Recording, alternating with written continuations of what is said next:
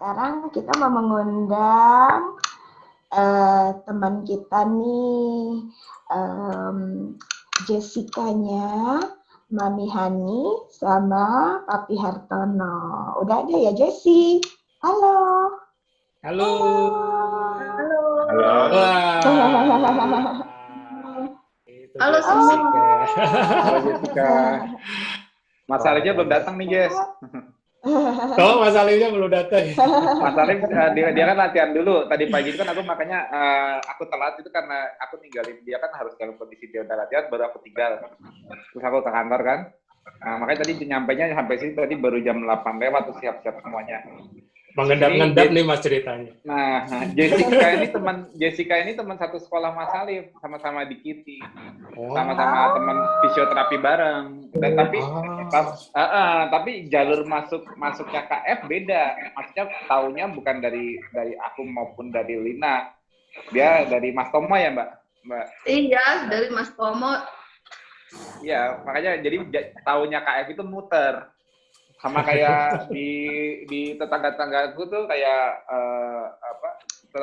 tetangga mertua aku juga taunya bukan dari mertua aku tapi muter. Jadi ternyata yang dapat info ini kemana-mana akhirnya ketemu juga gitu lah. Akhirnya oh Jessica. Jadinya alhamdulillah sekarang Jessica udah ikut KF dan super parents-nya juga nih. Ya kita tunggu ceritanya nih Mas. Mari. Ya. Silahkan. Oke, selamat pagi para warrior. Saya berterima kasih hari ini bisa diundang dalam acara SF Hak Anak. Ya, berterima kasih kepada Tuhan bahwa hari ini saya masih diberi kesehatan dengan istri Ibu Hani dan anak Jessica. Jadi saya masuk ketok ini juga memang dari istri masuk dulu, kemudian saya baru setahun setengah. Dan anak ini saya lihat juga baru hampir setahun. Ada selisih sebulan. Sama saya? Iya. Oh, berarti setahun setengah juga. Saya juga berterima kasih kepada founder Pak Tio Prasistio, ya juga segenap komunitas dari ketofastosis ya. Jadi mudah-mudahan bisa buat kebaikan buat semua umat manusia biar keto ini bisa lebih berkembang. Dengan beberapa kali saya ikut job meeting juga sangat luar biasa. Jadi kita nggak mesti capek-capek atau nginep mana atau dari luar kota nginep hotel biar bisa ikutin Zoom keto ini. Mungkin dari saya begitu. Terus mengenai yang Jessica mungkin dari ibunya lebih lebih ya. Mother knows best. Mungkin dari saya segitu dulu. Terima kasih. Terima kasih papinya Jessi. Sekarang Mami ya cerita ya, Mam. Terima kasih ya. Ya, jadi Jessica ini lahir pada tahun 2000. Dokter menyatakan Jessica itu sehat-sehat aja dan normal. Tidak ada kelainan apapun. Jadi setelah 6 bulan itu kok suami saya curiga ya. Ada apa dengan Jessica kok sepertinya perkembangannya terlambat. Dia belum bisa tengkurap kayak gitu. Jadi saya curhat lah sama teman. Dia bilang, oh itu nggak apa-apa, nanti setahun juga dia jalan. Gitu. Saya tunggu setahun punya setahun, tahu-tahu kok tetap nggak bisa jalan. Akhirnya terjadilah tragedi pada Jessica umur 2 tahun setengah. Dia itu kejang. Paniklah saya, karena baru pertama lihat anak kejang gitu. Jadi dibawa ke rumah sakit, terus diopname gitu. Nah setelah itu, ya bukan kali itu aja sih. Sampai ke sini pun Jessica tetap kejang. Dan bahkan kejangnya 1 hari tuh bisa 15 kali. Saya cari dokter, kemana-mana saya cari. Sampai saya di Jakarta, saya keliling semua dokter. Akhirnya saya ke Singapura cari juga dokter syaraf.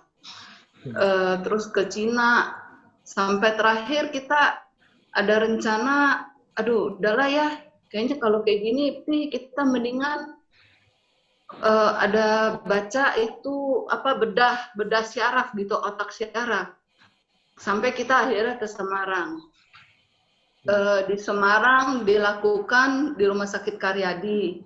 Terus udah gitu dokter itu bilang kalau di bedah itu anak ini harus kejang. Kalau nggak kejang tidak bisa dilakukan. Jadi akhirnya saya di sana tunggu sampai 2 minggu, anaknya nggak kejang. Obat di stop. Waduh, saya bilang ini anak kayaknya bukan begini nih. Saya takut juga kan, namanya obat takut kita overdosis gitu loh. Akhirnya saya, aduh ini kayaknya bukan begini kali ini, gitu. Akhirnya, aduh sampai keliling lagi, ini anak kan nggak bisa ngomong juga, apa anaknya budek, saya tes lah, berak di rumah sakit, ternyata juga bukan budek. Akhirnya saya cek lagi, ada yang bilang, kemungkinan anak ini Down syndrome. Oh ya, saya cek lagi tuh Down syndrome. Ternyata juga bukan. Aduh, saya bilang, aduh bingung deh, sakit apa ya ini anaknya sebenarnya. Sampai udah putus asa, bertemulah saya dengan Pak Tomo. Saya cerita, terus dia bilang, diketoin aja. Saya bilang, apa benar gitu loh, bisa gitu. Nah, akhirnya juga ketemu juga dengan Cinila. Ternyata pas Cinila cucunya juga mengalami autis. Saya pikir anak saya mungkin autis kali ya. Dan Cinila cucunya itu dibawa ke Amerika, disuruh lock up. Jadi saya pikir, ya udahlah, apa salah kita coba. Bicaralah saya dengan papinya Jessica. Papinya Jessica bilang, oh jangan sembarangan kamu, nanti anaknya kenapa gini gitu. Waduh, saya ditentang lagi. Capek deh. Oke, Ciani, sebelum lebih lanjut, ini dari keluarga Kotono sama Cihani juga sudah siapin sedikit video perkembangan Jessica dari awal sebelum KF sampai sesudah KF. Kita lihat dulu ya.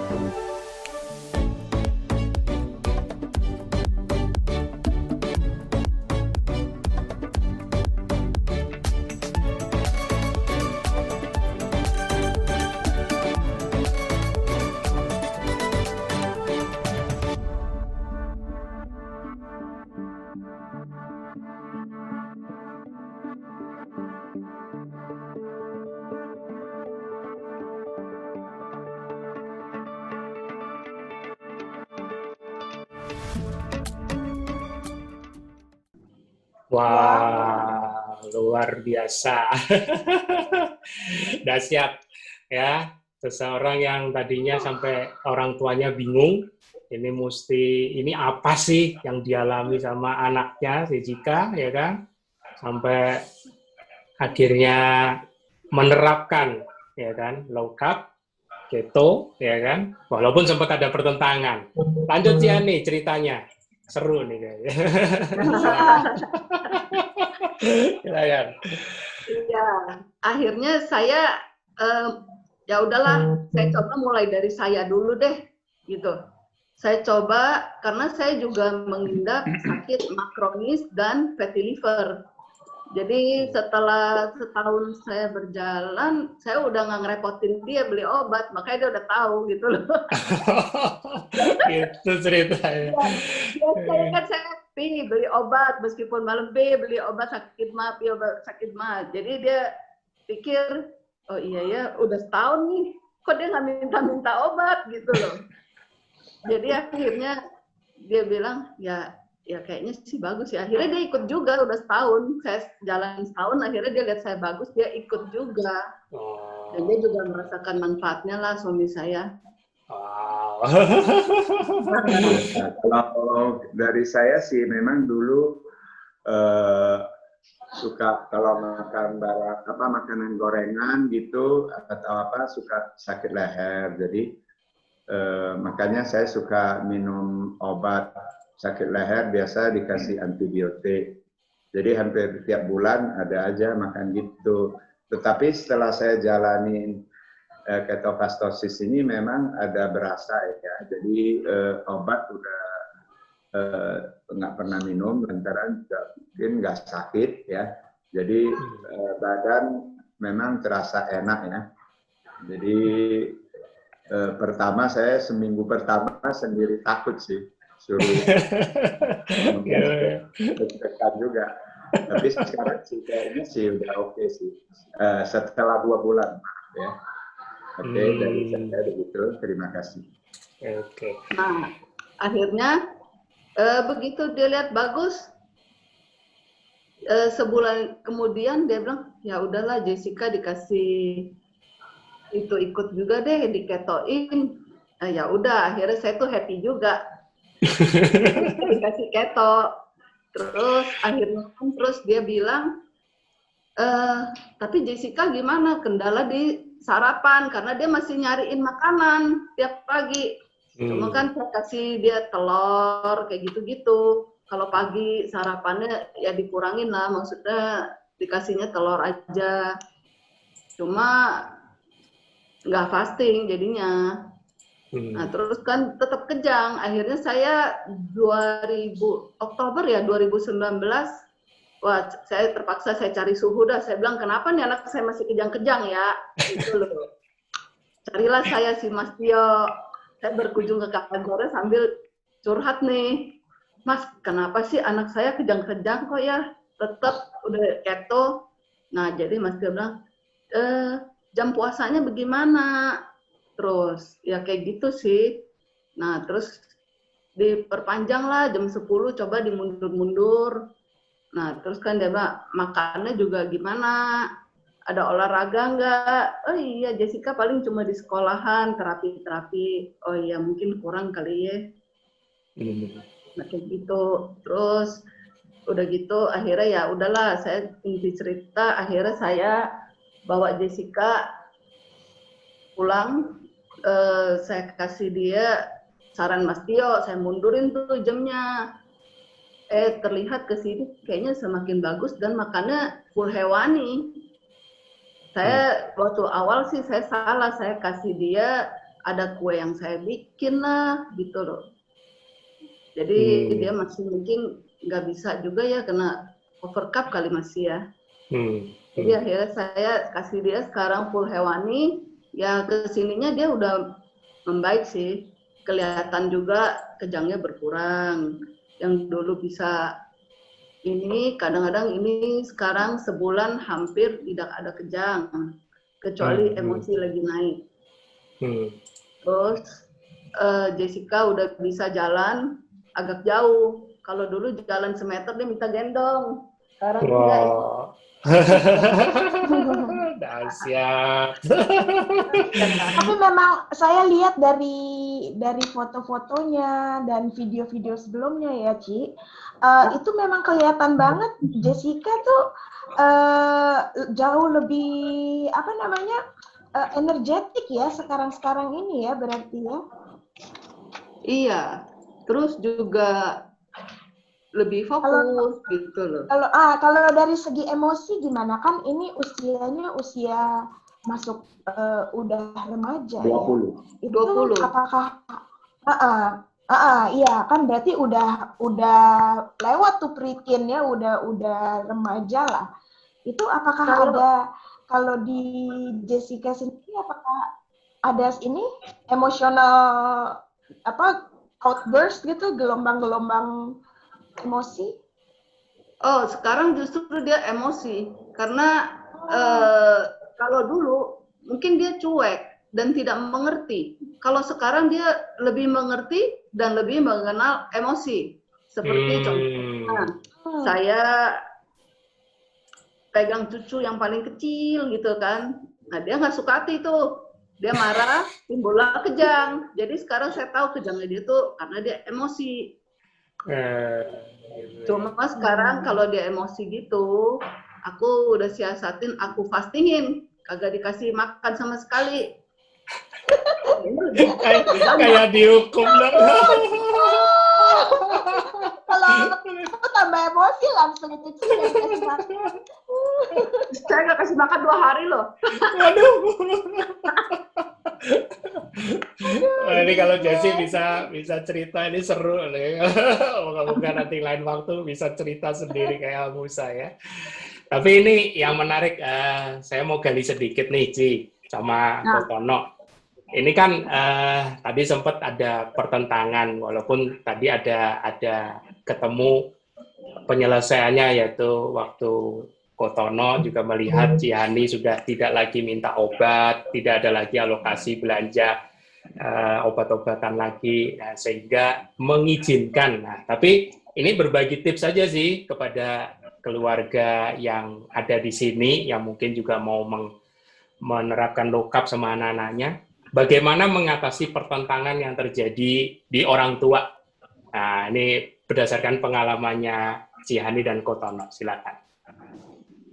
Iya, segala sesuatu yang baru kalau kita biasanya kan nggak percaya, tapi kadang-kadang kita juga harus mencoba, kemudian kita perhatiin ya.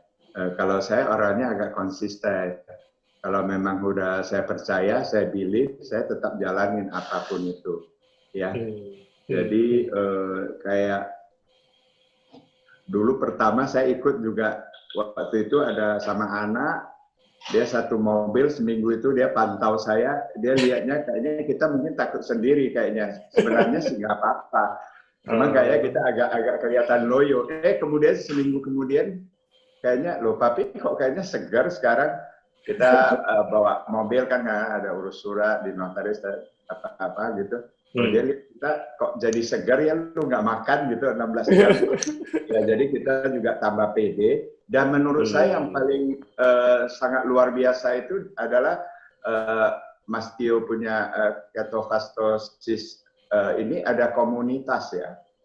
Jadi kadang-kadang kita kan juga orang baru. Kadang-kadang pengen-pengennya banyak itu, kadang-kadang pelanggaran demi pelanggaran kita akhirnya kita KO, kita ngomong apa adanya, itu paling penting ya. Jadi biar bisa dibenerin oleh senior-senior kita, jadi ya kita belajar dari itu, ya akhirnya ya memang luar biasa juga ya. Jadi akhirnya saya juga izinkan anak ya memang gitu. Jadi dia sekarang lantaran seperti Ibu Hani cerita, istri cerita, dia lebih digendong memang juga bonusnya agak ringan sekarang Jessica. Ya, mantap pengalamannya. Terima kasih dari ibunya, coba Bu Hani. Ya nih tambahan buat Cihan nih, tipsnya biasanya kan banyak tuh di grup ya kan, yang waduh suamiku nggak terlalu dukung ya kan, gimana tuh caranya ya kan, strateginya. Nah ini mungkin Cihan sedikit tambahin di situ, Ci. Silakan. Cara merayunya. Silakan. Suamiku juga belum bisa soalnya, siapa tahu aku bisa nyontek. Sebenarnya sih kita ada kasih masukan juga. Oh kita sehat, apa kamu nggak mau sehat? Terus kan ya biar semua sama-sama sehat lah kita menjalankan ketofastosis ini gitu loh. Jadi kayaknya dia udah ngelihat kita sehat, masa ya dia kagak mau ikut sih gitu loh. Itu ya. Ya tapi nggak bisa ngomong sekali sih, Ko Bobby. harus ngomongnya sering. Tapi jangan tiap hari. Kalau tiap hari saya ditonjok. Teror ya? Teror ya, Ci, resepnya. Resepnya teror katanya Mas Yan. Jangan tiap hari. Maksudnya kalau dia lagi senggang, kita cerita-cerita sama dia. Berasa nggak ya? Kamu berasa nggak sih? Aku udah lama nggak suruh kamu beli obat. Nah gitu loh. Yes. Kan dia lama Seru deh, seru. jangan dipaksa pasti nggak mau. Ya, luar biasa, luar biasa. Ani, ada pertanyaan dong sedikit. Kalau kan ini kan Jessica termasuk yang sebelumnya sudah berkebutuhan khusus cukup lama ya. Sudah Iya. hampir mungkin 19 tahun karena setahun terakhir sudah mulai KF. Itu sebelumnya terapi atau treatment apa atau pola makan seperti apa yang dijalani sama Jessica? Pola makan sih waktu yang sebelumnya ya makan yang biasa aja gitu. Nasi makan, semua makan, mie makan. Nomor 1 ya kamu makan mie ya. Kayak papi maminya dulu sebelum keto, bakmi nomor 1 tiap pagi jam 9 udah nongkrong di tukang bakmi. Terus apa namanya gampang nggak tuh mengadaptasikan menu-menu baru yang low carbs ke Jess? Pertama sih kayaknya agak sulit, makanya saya ada kasih dia sarapan. Jadi itu kan pola hidupnya ya. Kalau mengenai puasanya dari menu itu dari gimana menu adaptasinya? Adaptasinya jadi mie low carb. Ya udah saya bawa aja saya kasih dia makan gitu loh. Terus dia ada ini nggak, ada merasa kayak ini kayak bukan yang biasa kita makan nih, ini kayaknya ada nggak kayak gitu kira-kira dari reaksinya Jessica gitu pas mulai dikenalin makanan-makanan yang low carb? Nggak ada sih ya, cuma waktu itu saya ada agak salah, saya kasih misalnya kita sepotong ayam kenyang, nah saya samain dengan badan dia, jadi dia kurang makanan, dia nyari lagi. Kurang porsi ya. Kurang porsi, jadi dia lihat si susternya makan, dia kayaknya masih kepengen gitu loh. Akhirnya sekarang saya sediain 1 ekor. Nah dia juga sekarang udah nggak habis, cuma habis 2 palingan dia. Wah. Mulai adab ya. Jadi tips dari saya sih kalau memang mau kasihnya dagingnya agak banyak. Jadi dia nggak akan cari makanan lain. Dikenyangin. Oke. Aku tadi sebenarnya mau sedikit colek Mas Tio. Mas Tio, apakah masih hadir? Halo Mas. Ngumpet. Dia ngumpet. Tadi soalnya dari cerita Ciani. Tadi sempat diculik sama Alif. Tadi sempat soalnya Mbak Ciani kan cerita waktu si Jessica ngalamin kejang-kejang, itu ada konsultasi ya kan. Nah, kita mau tahu juga nih dari Mas Tio insight tentang ini, soalnya kan banyak orang tua yang ngalamin maksudnya ketakutan, terus misalnya nanti kalau ngalamin gini gimana nerapin ini low carb ke anak gimana. Tapi itu nanti kita akan cari waktu karena Mas Tio sepertinya ke kamar kecil ini sepertinya. Jadi tinggal di ini. Oke, jadi sekarang ini kalau aku balik lagi ke Ciani sama Kutono, progresnya Jessica sampai yang terakhir ini bagaimana, Ci?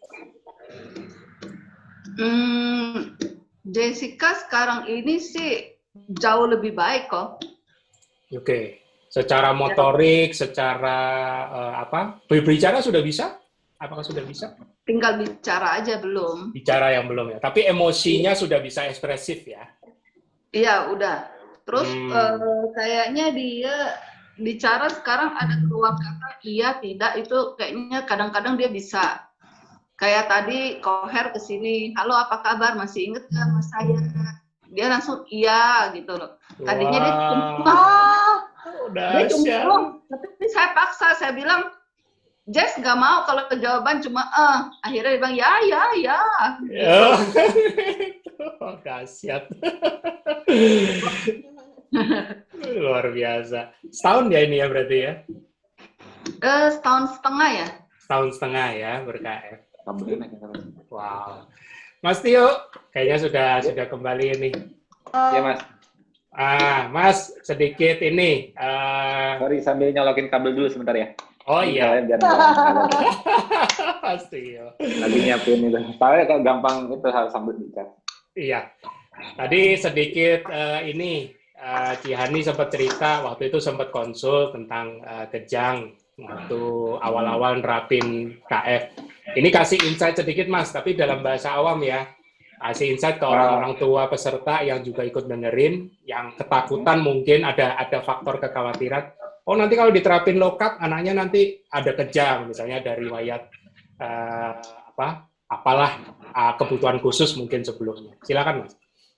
Ya, jadi kalau untuk anak kebutuhan khusus, memang kadang-kadang flare up di awalnya itu seperti itu. Jadi kayak Mas Alif dulu pertama kali start ya, itu malah kejangnya jadi lebih sering. Jadi yang aku mungkin dulu pernah sering cerita ya, kalau Alif itu pertama kali mulai itu kejangnya pertamanya malah lebih sering, tapi kejang kecil ya, bukan kejang yang total, tapi kejang total waktu itu masih ada.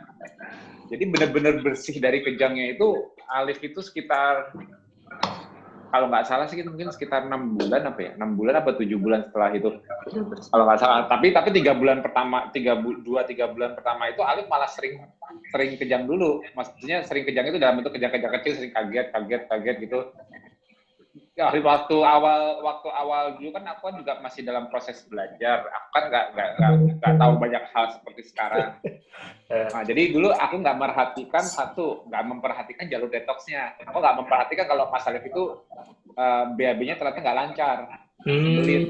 Seperti kayak Mbak Nia tadi cerita, Rama itu kan, kalau bedanya kan Mbak Nia kan kalau selama aku dengan ilmu yang sudah banyak. Maksudnya kalau dulu sendiri aku jalaninnya aku kan ngeraba juga.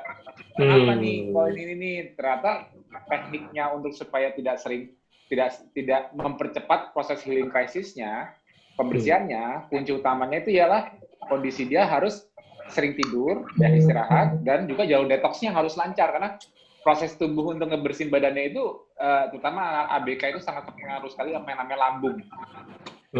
Mas Alif juga gitu, Mas Alif kalau salah makan aja atau udah masalah nggak BAB agak lama aja 3-4 hari, nanti udah mulai bermunculan gejalanya kembali. Karena begitu, kalau orang normal kan bilang kalau ada masalah kayak gitu, sembelit dan sebagainya, kan mereka merasa kayak begah, kayak sebah ya, betul. atau mah. Nah itu kan reaksi di orang normal. Kalau di anak ABK enggak. Kalau anak ABK dengan epilepsi itu naiknya ke kejangnya, karena hubungan pencernaan ya, lambung usus dengan pencernaan itu dengan vagus nerve ke otak itu erat. Jadi kalau anak ABK bermasalah pencernaannya, dia bakal langsung membuat misalnya dia ada hiperaktif, dia jadi lebih hiper. Misalnya dia ada kejang, dia bisa memicu kejangnya. Jadi mengkoreksi kejang di kepala, maksudnya mengkoreksi masalah di kepala untuk anak ABK, koreksinya lewat pencernaan. Bukan, kita kan nggak bisa intervensi langsung ke otak. Maksudnya nggak ya ada pilihan operasi misalnya, tapi kan kalau di KF kan insya Allah kan tanpa operasi kan membaik, kecuali kalau memang ada masalah. Nah intervensinya itu sebetulnya tuh untuk anak-anak ABK itu intervensinya itu dari perbaikan di lambungnya dulu, perbaikan di lambung dan pencernaannya dulu. Itu yang membuat akhirnya gejala-gejalanya membaik, dia mulai lebih anteng, kalem, kejangnya berkurang. Itu sebenarnya penurunan inflamasi. Jadi awal sumber inflamasinya itu di lambung, tapi ekspresinya di anak-anak ABK itu ke otak, bukan di lambung. Kalau kita kan ngeluhnya aduh mah, mual. Kalau mungkin gini, kalau orang-orang normal tapi yang GERD itu kan dia efeknya kan anxiety.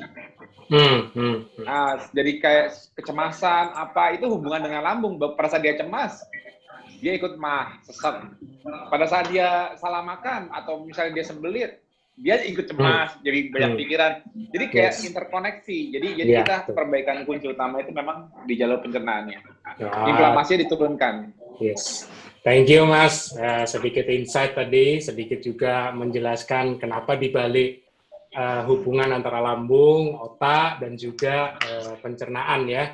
Jadi itu kuncinya, bagaimana memastikan proses detox lancar. Jadi teman-teman yang punya riwayat, anak-anaknya punya riwayat kebutuhan khusus, kalau mau menerapkan low carb, jangan khawatir. Semua bisa dijelaskan, tapi kuncinya orang tua juga nggak boleh panik. Seperti tadi beberapa super parents juga sudah memberikan contoh. Nah, yang terakhir Kotono dan Ciani juga belajar untuk mengenali mana kejang yang mengalami perbaikan atau kejang yang justru merupakan patologis atau sakit. Oke, Mas, kita